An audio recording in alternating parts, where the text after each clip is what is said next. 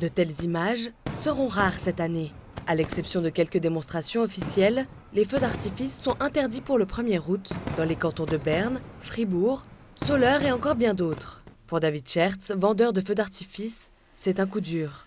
À Studen, le chiffre d'affaires est actuellement de 0. Il a naturellement chuté de 100% parce que nous ne faisons pas de vente. Il n'y a donc pas de rentrée d'argent.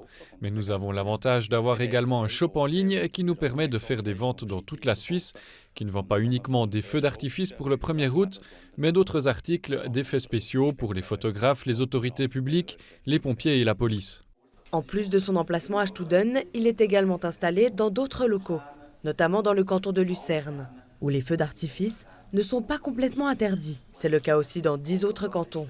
Mais même à Studen, des clients se présentent encore. Pour Elias Bader, l'interdiction est justifiée. Il prévoit malgré tout d'allumer une fusée.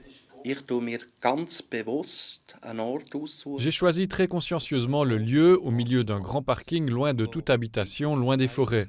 Et dans ce cas-là, je ne sais pas où est le problème, car rien ne peut prendre feu. Je pense qu'il y a des endroits comme ça où on peut lancer des feux d'artifice. Weil es kann ja nichts führen. Es gibt ja wirklich Stellen, wo man Sachen ablassen kann. Mais cela a officiellement été interdit par le canton de Berne. Oui, officiellement, mais si on se met sur un terrain privé, sans forêt à proximité, ce n'est pas interdit. Il ne m'est pas interdit de faire un feu chez moi à la maison. Es ist ja auch nicht verboten, wenn ich jetzt bei mir daheim das Feuer machen. Est-ce donc dommage que cette année, rien ne scintille ni n'éclate dans le ciel ?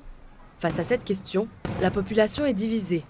Avec la sécheresse qu'on a en ce moment, ça risque de prendre feu. Il y a pas mal de feux en France, il y a pas mal d'incendies en France et je trouve qu'ils ont fait une bonne chose d'annuler le feu d'artifice. Si ça a lieu, c'est très bien. Si ça n'a pas lieu, ce n'est pas grave non plus. Les animaux seront probablement contents s'il n'y a pas autant de bruit et d'explosions. C'est quand même dommage, un feu d'artifice, c'est quand même quelque chose de beau.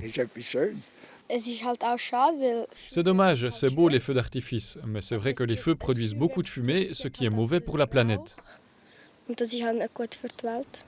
D'après l'Office fédéral de la police, FEDPOL, la population suisse utilise environ 1650 tonnes de feux d'artifice, desquels émanent près de 300 tonnes de poussière fine. David Schertz ne voit pas un avenir radieux pour les commerces de feux d'artifice. La demande est encore présente, mais instable. Chaque année, c'est plus difficile, rien qu'à cause du climat par exemple. Il fait chaud et s'il y a de plus en plus d'interdictions, nous n'arriverons pas à faire de chiffres.